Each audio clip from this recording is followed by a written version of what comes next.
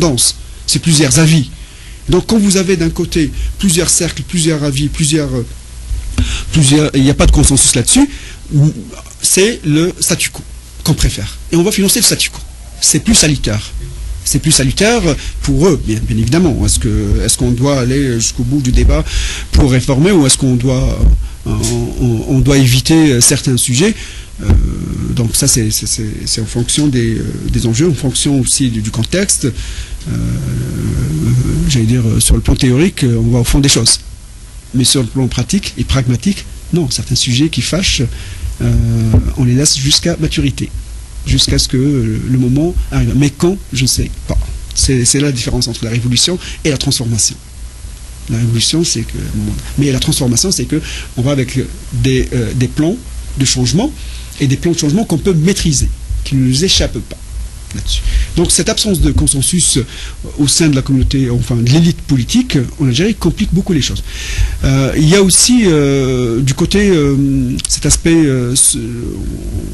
politique, enfin que j'ai tendance à lier aux politiques, cette absence de vision globale. Cette absence de vision globale. On n'a pas encore une vision globale de ce que devrait être la gouvernance, ou ce que devrait être un système administratif, ou ce que devrait être un système moderne de gestion publique. On n'a pas encore, mais il n'y a aucun pays qui a cette vision publique. Sauf que dans les pays qui ont fonctionné, ou dans les pays où la réforme a progressé, notamment les pays de l'OCDE, c'est surtout la règle de la loi, c'est-à-dire l'état de droit, comme on dit, qui a fait que dès qu'on fait voter une loi, ben, on va se résigner à la pratiquer ou à la mettre en application. Ça, c'est dans les pays de l'OCDE. Mais dans les pays qui sont faiblement structurés, où la raison, ou devrais-je dire, l'état de droit n'est pas encore pleinement établi, c'est le débat qui risque de l'emporter sur la loi.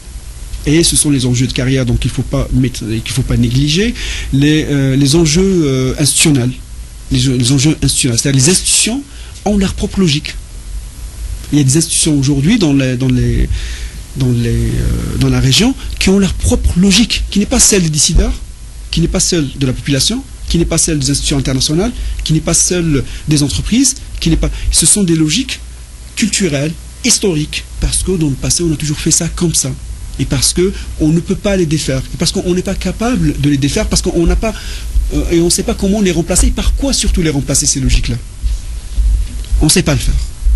Si personne ne l'a fait pour le mimétisme, si personne nous dit de le faire de cette manière, sinon vous allez perdre tel ou tel intérêt, c'est-à-dire l'aspect coercitif, et si les institutions autour de nous n'ont aucun intérêt à ce qu'on fasse, par exemple dans le domaine de l'environnement ou ailleurs, qu'on fasse de cette manière, il n'y a pas de normes, donc on ne sait pas le faire, alors on va laisser ce statu quo l'emporter là-dessus. On ne fait rien. On ne fait rien, et comme ça on ne dérange pas, comme ça on fait.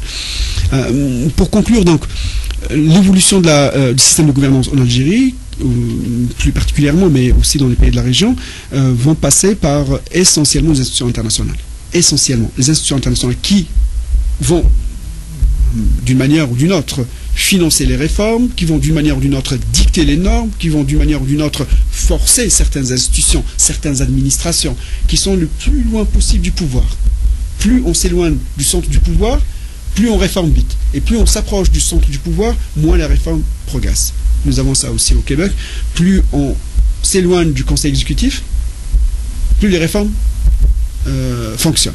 Et plus on s'approche du cabinet privé à l'échelle fédérale ou bien du conseil exécutif au Québec, oui, les enjeux sont là, les enjeux institutionnels, les enjeux de carrière et les enjeux de pouvoir sont énormes, parfois même opaques.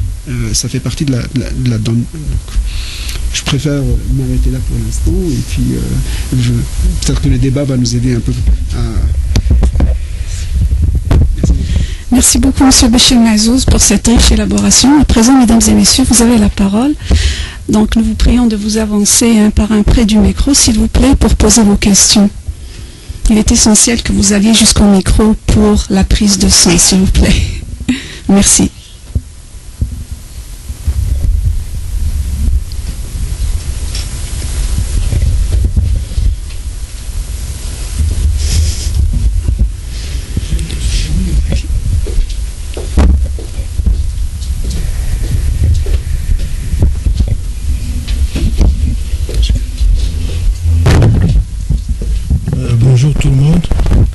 Alors, ma question, c'est, vous avez parlé tout à l'heure des associations.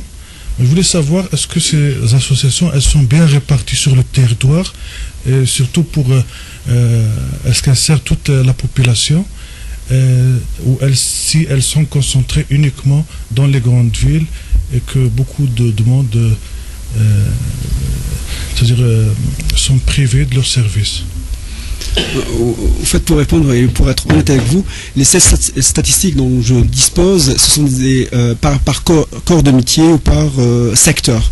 Mais sur la répartition géographique, je n'ai aucune référence là-dessus, aucune donnée pour que je puisse m'exprimer de manière comme...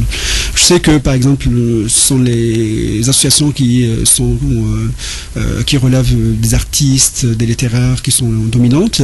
Les associations aussi qui relèvent aujourd'hui même du domaine, par exemple, étudiant, tout ce qui est universitaire, tout ce qui est les associations professionnelles, ça a toujours été le cas, de toute manière, les associations professionnelles, mais là, on se pose aussi des questions sur les associations professionnelles, comment elles étaient formées, ça c'est l'histoire aussi de la République.